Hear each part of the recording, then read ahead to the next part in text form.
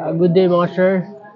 May bago kong customer ngayon, bago dinala dito is yung sa kanya Hyundai Accent.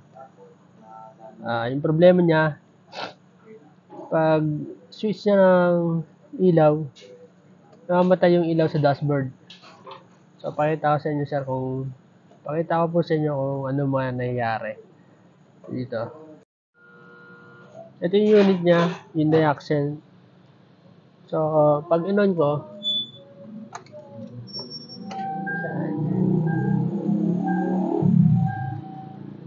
wala siyang ilaw. Ayan.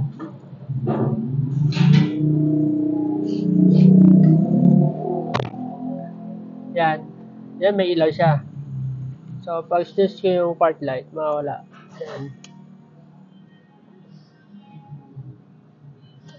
Namamatay. So, tingnan natin kung ano na yung problema nitong Accent na to. Check-upin natin lahat ng connectors, mga socket. Tingnan natin kung bakit namawala kapag switch yung ilaw. Kahit i-headlight natin siya, wala.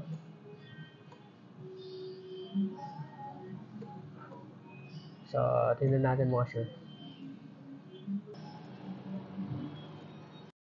Ito na yung unit mga sir. Switch on ko. Kasi, pag switch on sa park light, namamatay oh. Nakikita nyo, naka-park light yan, pero walang ilaw. Yan. Pag binalik ko, yan, may ilaw siya. Kaya, yan ang i-check natin ngayon. Kung bakit yan nangyayari sa kanya. Kasi sabi kasi nung customer na to, mga sir, is after niya lang daw magpalinis ng aircon, binaba yung dashboard. Nung pagbalik, after a day, napansin niya, ganun nangyayari.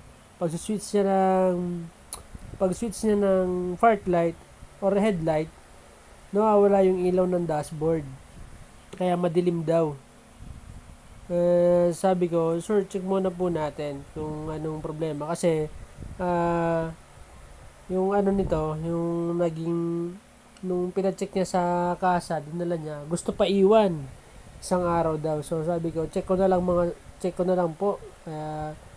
Check natin, baka meron lang hindi nakabit or lost connection dyan sa mga socket. Kaya sinecheck ko yan lahat, yan, nakikita nyo, titingnan ko kasi meron din talaga mga nakaabang yan. So yan kasi nahihila lang din yan, palabas yan. So yun, nakita ko kasi yung socket na yan is hindi nakasaksak pero may purpose yan dun sa may panel, yung ilaw na sinasabi. So yan, try ko ikakabit yan. Ngapin ko yung socket para dyan kasi may maraming socket doon na nakaabang or bakante. Yung socket na para dyan, hanapin natin para mailagay natin dyan mga sir. Tapos, check natin kung yan talaga yung dahilan yung bakit namamatay. So, yan kasi may mga alarm na rin, pinakabitan ng accessories.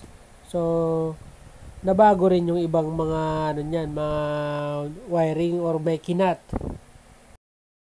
So yan mga sir, subukan ko ikabit yan. Kabit natin. Yan yung socket na yan.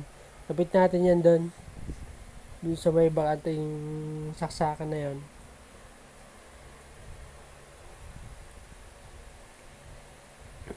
Para matry natin kung yan talaga yung dahilan.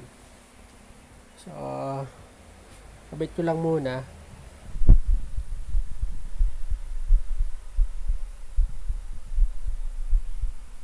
Yan. Salpak ko lang yan. Nakalak lang naman yan. Tapos, ano yun na lang dyan.